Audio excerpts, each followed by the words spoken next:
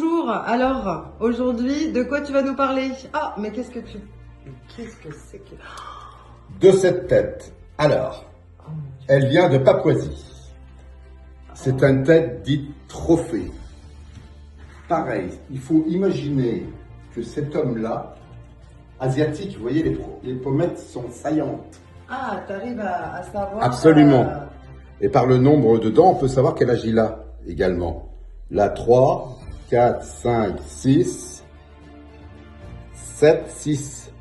Et là, pareil, 1, 2, 3, 4, 5, 6, 7.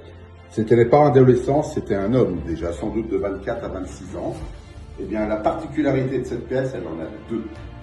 C'est que c'est vraiment une personne qui a été tuée malheureusement par des cannibales et mangée.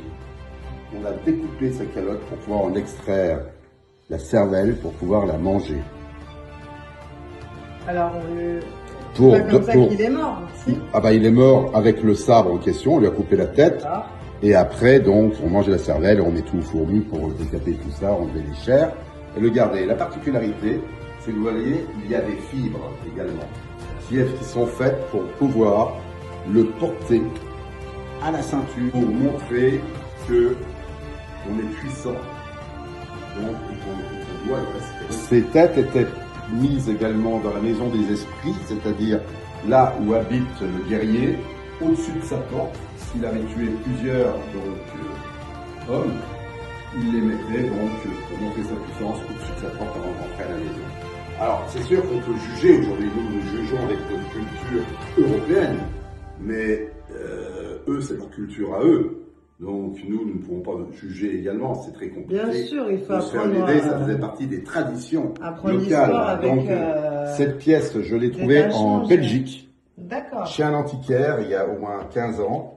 Et donc, j'ai trouvé vraiment fascinante et en même temps tout à tellement fait, mystérieuse, tellement forte, une grande force dans la mâchoire, oui, très qui fait que cette pièce, elle a réellement une âme à part entière pour elle. Elle signifie donc douleur, sans doute, mais puissance également du guerrier qui a tué cet homme pour pouvoir donc le ramener et le mettre sur sa maison. C'était monnaie courante, hein, c'était pas un cas isolé. À l'époque, la chasse aux têtes, c'était tout le temps. C'était où donc En Papouasie. Et moi, je suis allé, par exemple à Bornéo, on a vu une tête tout à l'heure, et je suis allé dans les tribus qui m'ont expliqué des choses comme ça. C'est complètement fou. Et voilà. Est-ce que donc, ça laissait le fameux sabre pour couper les têtes. Voilà. Ah là, fais qui voir. est une lame de rasoir. Attends, montre-nous ça. Ok. Et alors, fais voir Et dont le fourreau. Tourne-le, parce que là, ça me paraît quand même fascinant. Ça, c'est fait en quoi, ça? On appelle ça, en Inde, un œil de Shiva. C'est le morceau avant d'un immense coquillage. C'est l'opercule. Et là, il y a des gravures, ici, qui sont faites dans l'os. Dans de l'os. Ce n'est pas de l'os humain, hein, ça, c'est vraiment de l'os animal. Sans doute de l'os de puma. Et ça, c'était... pareil, c'est un os aussi qui représente la tête d'un oiseau. Fais voir. Un oiseau magique. D'accord, très, très mystique. Les croyances de certaines tribus étaient complètement incroyables pour nous occidentaux, je dirais. Mais la magie avait toute sa place à l'époque et tout était permis pour asseoir sa puissance. C'est encore un délire d'homme, pardonnez-moi de le souligner. Et ça devait aussi conduire à des maladies que de consommer la chair de ses semblables.